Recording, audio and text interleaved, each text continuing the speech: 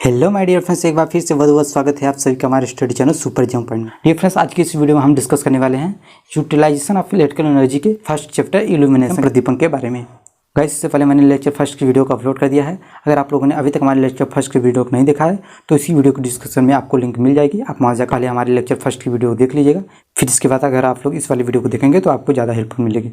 ठीक है dear friends, तो चलिए डियर फ्रेंड्स चलते हैं हम अपने वीडियो की तरफ। फ्रेंड्स, इस वीडियो में हम डिस्कस करने वाले हैं visibility of spectrum curve of relative sensitivity of human eyes and wavelength of light. इन सब के बारे में हमें यहाँ पर डिस्कस करना है। ये हमारा एक बड़ा हेडिंग नहीं है, यहाँ पर मैंने सभी टॉपिक का नाम एक साथ ले लिया है जिनके बारे में हम डिस्कस करने वाले हैं। डिफरेंस इस वीडियो में हम पढ़ेंगे कि कलर के प्रकाश की तरंगदैर्घ्य कितना होता है, कितने एंगस्ट्रॉम के प्रकाश हमें दिखाई देता है, स्पेक्ट्रम क्या होता है, इन्हीं सब के बारे में यहाँ पर हमें पढ़ना है। तो चलिए सबसे पहले हम जान लेते हैं कि स्पेक्ट्रम क्या होता है।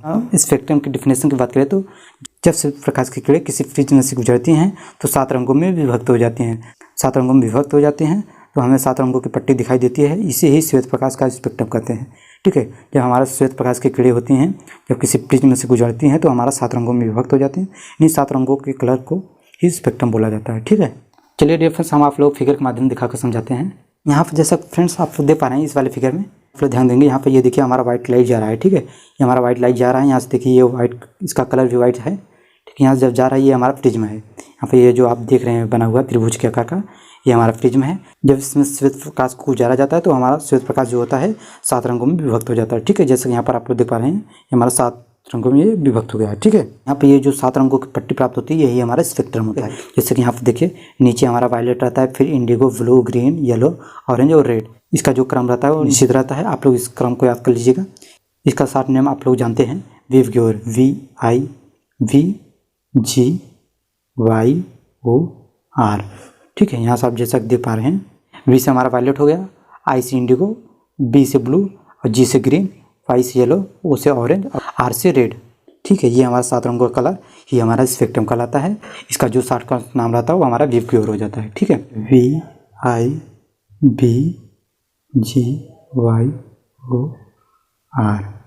ठीक है, VIVGYOR। चलिए डियर फ्रेंड्स, अब हम अपने हेडिंग पर चलते हैं। यहाँ पर जैसा कि आप लोग देख पा रहे हैं यहाँ पर हमारा फर्स्ट हेडिंग है relative of sensitivity of human eyes. यहाँ पर बताया जा रहा है कि वह प्रकाश जिसे हमारी आंखें देख सकती हैं दृश्य प्रकाश कहलाते हैं। सूर्य से आने वाली लाइट व्हाइट नहीं रहता बल्कि 7 रंगों से बना होता है।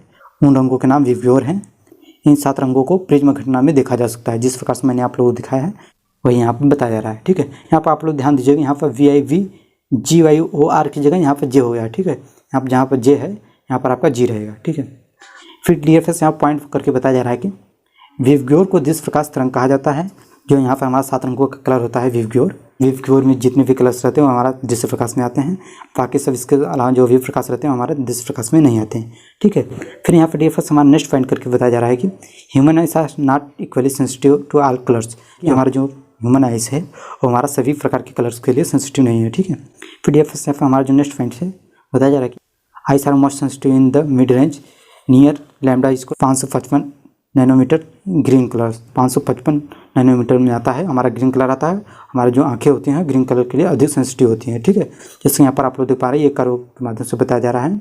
डियर फ्रेंड्स, अभी इस फिगर के बारे में हम आपको नीचे विस्तार से भी बताएंगे, आप लोग चिंता मत कीजिएगा। पर डियर फ्रेंड्स हमारा जो सेकंड हेडिंग है वो हमारा spectrum sensitivity of human curve, यानी कि किसी भी प्रकाश की सेंसिटिविटी कितनी रहनी चाहिए कि वो प्रकाश हमें दिखाई दे।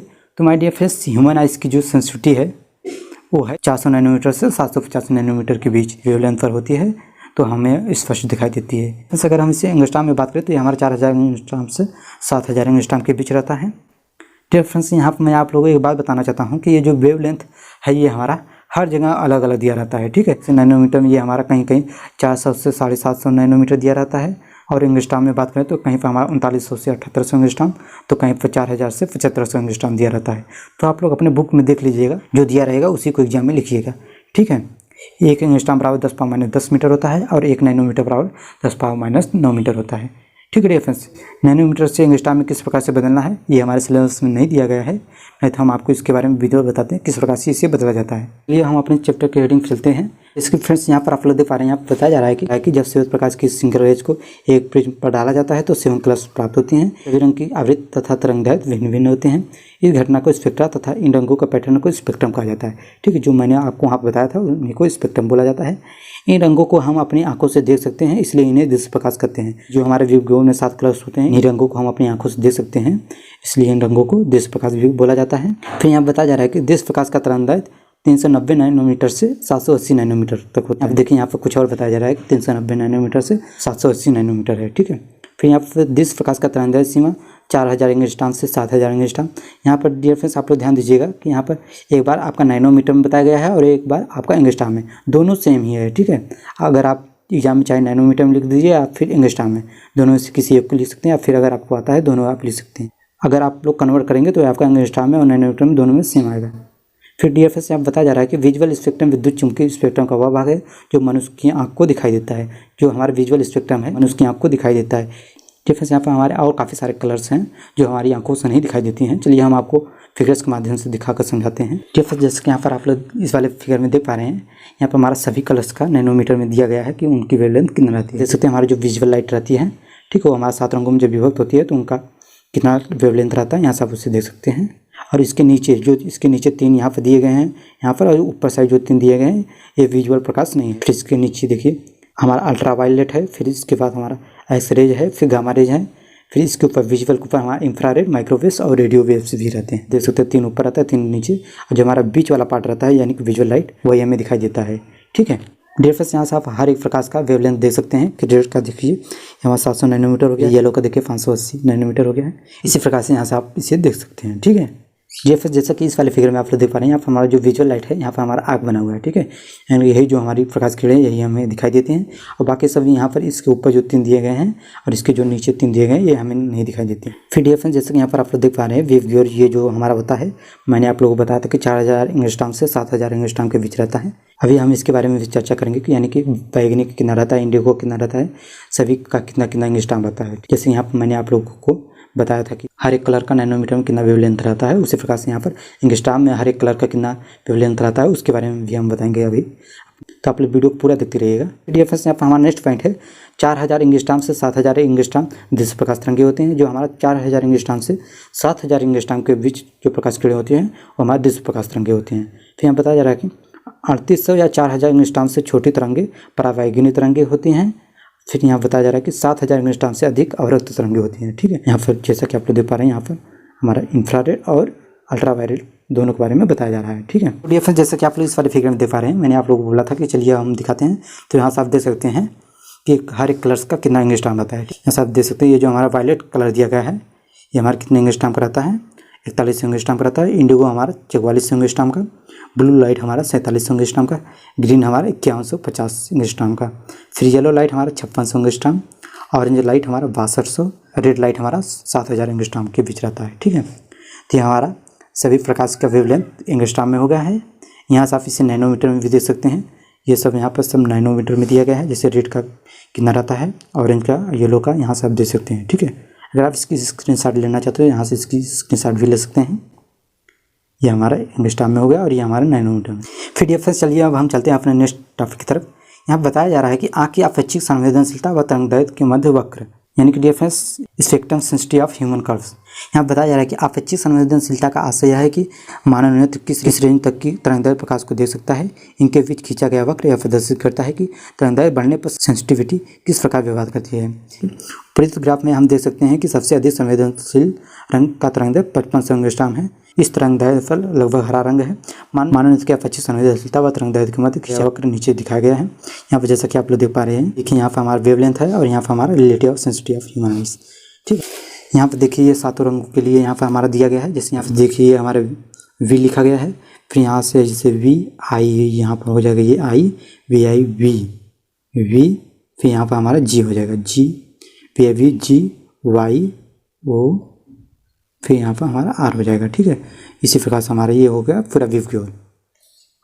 ये हमारा 7 रंगों का कलर है, यहाँ पर ये सब एंगस्ट्रॉम में दिखाया गया है। ठीक है, यहाँ पर जैसा कि आप लोग देख पा रहे हैं, जब हमारा ग्रीन पर आता है तो यहाँ पर जो इसकी पीक वैल्यू रहती है सबसे ज़्यादा रहती है। ठीक है, इसीलिए हमारा जो हरा कलर रहता है वो हमारा ह्यूमन आइज़ के लिए अधिक सेंसिटिव होता है। ठीक है, यहाँ से आप इसकी वेवलेंथ भी दे सकते हैं, क्योंकि ये पिक वैल्यू है, इसे आप यहाँ से एरो से डाल करके इसे भी प्रदर्शित कर सकते हैं। एग्जाम में फ्रेंड्स आप लोग ध्यान दीजिएगा कि अगर एग्जाम में आएगा तो आप लोगों को इसी प्रकार से बनाना है। ठीक है, मैंने आप लोगों को बताया था कि इसके ऊपर भी विकिरण होते हैं और इसके नीचे भी विकिरण होते हैं। ठीक है, यहाँ पर अल्ट्रावायलेट और यहाँ पर इंफ्रारेड। ठीक, मैंने आप लोगों को फिगर में दिखाया था, एक बार चलिए हम आपको फिर से दिखा देते हैं। यहाँ पर इस वाले फिगर में जैसा कि आप लोग दिख पा रहे हैं, यहाँ पर देखिए इंफ्रारेड और अल्ट्रावायलेट। ठीक है, इसके नीचे ऊपर दोनों भी कलर होते हैं जो हमें हमारी आंखों से दिखाई नहीं देती हैं। जो हमारी आंखों से दिखाई देती हैं उन्हीं के बारे में हमें यहाँ पढ़ना है। ठीक है, तो यहाँ से आप लोग इसे देख लीजिएगा, इसी फिगर को आपको अगर एग्जाम में आएगा तो इसी को बनाना है। ये हमारा 4000 एंगस्ट्रॉम से 7500 एंगस्ट्रॉम के बीच रहता है। ठीक है, फिर डियर फ्रेंड्स यहाँ पर हमारा संबंध बताया गया है कि तरंग की गति, तरंगदैर्घ्य व आवृत्ति के बीच संबंध। क्या संबंध होता है यहाँ बताया जा रहा है, v = n लैम्डा। लैम्डा हमारा तरंगदैर्घ्य है। फिर डियर फ्रेंड्स यहाँ पर हमारा जो नेक्स्ट हेडिंग है वो है हमारा प्रकाश का तरंगदैर्घ्य, यानी प्रकाश का तरंगदैर्घ्य क्या होता है उसके बारे में। डियर फ्रेंड्स इस वीडियो में मैंने बात किया है वेवलेंथ के बारे में। वेवलेंथ क्या होता है, डेफिनेशन क्या होता है इसकी, चलिए अब हम उसके बारे में जान लेते हैं। जब कोई तरंग कंपन या दोलन करती है तो एक दोलन या कंपन करने में जितनी दूरी कण तय करता है उस दूरी को तरंगदैर्घ्य कहते हैं। ये हमारा तरंगदैर्घ्य का डेफिनेशन हो गया। हर एक कलर का तरंगदैर्घ्य अलग अलग होता है, तो मैंने आप लोगों को फिगर के माध्यम से दिखाकर बताया है। ठीक है डियर फ्रेंड्स, यहाँ पर जो बताया जा रहा है उसके बारे में जान लेते हैं। यहाँ बताया जा रहा है कि जब किसी वस्तु या पिंड का तापमान बढ़ाया जाता है तब उससे ऊष्मा ऊर्जा का तरंगों के रूप में विकिरण होता है। ये तरंगें विभिन्न तरंगदैर्घ्य की होती हैं। कम तापमान के तरंगों की वेवलेंथ अधिक तथा अधिक तापमान की तरंगों का वेवलेंथ कम होती है। 4000 एंगस्ट्रॉम से 7500 एंगस्ट्रॉम तरंगदैर्घ्य वाले प्रकाश को दृश्य प्रकाश कहा जाता है। अब मैंने आप लोगों को बताया था कि जो 4000 एंगस्ट्रॉम से 7500 एंगस्ट्रॉम के तरंगदैर्घ्य वाले प्रकाश होते हैं वही हमारी आंखों को दिखाई देती हैं, इसलिए हम इसे दृश्य प्रकाश कहते हैं। ठीक है, फिर यहाँ बताया जा रहा है कि प्रत्येक व्यक्ति की आंख में संवेदनशीलता प्रकाश को देखने के लिए भिन्न भिन्न होता है। प्रकाश की तरंगदैर्घ्य जो मनुष्य द्वारा वस्तुओं को देखने के लिए उपयोगी होता है उसका मान 380 नैनोमीटर से 740 नैनोमीटर होता है। ठीक है, कहीं कहीं ये आपका 400 नैनोमीटर से 750 नैनोमीटर होता है, तो कहीं कहीं 400 नैनोमीटर से 700 नैनोमीटर तक होता है। ठीक, तो आपके बुक में जो दिया है आप लोग उसी को पढ़िएगा और एग्जाम में आएगा तो उसी को लिखिएगा। ठीक है डियर फ्रेंड्स, तो डियर फ्रेंड्स यहाँ पे यही बताया जा रहा है कि जो प्रकाश की किरण 380 नैनोमीटर से 740 नैनोमीटर के बीच होती हैं, यही हमारा दृश्य प्रकाश होता है, ये हमें आंखों से दिखाई देता है। कुल मिलाकर समझना होता है, जब आप लोग समझे रहेंगे तो एक बार अगर आप बुक से पढ़ लेंगे तो आपका 100% क्लियर हो जाएगा। एक बार आप लोग इसी बुक से अवश्य पढ़ लीजिएगा। फ्रेंड्स आज की इस वीडियो के लिए फिलहाल इतना ही। फ्रेंड्स आपको 100% में से कितना % समझ आया आप लोग हमें लाइक कमेंट करके जरूर बताइएगा। और हाँ फ्रेंड्स, अगर आप लोग हमारे चैनल पहली बार आए हैं तो हमारे चैनल को जरूर सब्सक्राइब करके बेल आइकन को प्रेस कर दीजिएगा, ताकि आने वाली लेक्चर की वीडियो आप लोगों से मिस ना हो सके। मैं मिलता हूँ फ्रेंड्स आप लोगों से अपने नेक्स्ट वीडियो में, तब तक के लिए बाय बाय फ्रेंड्स।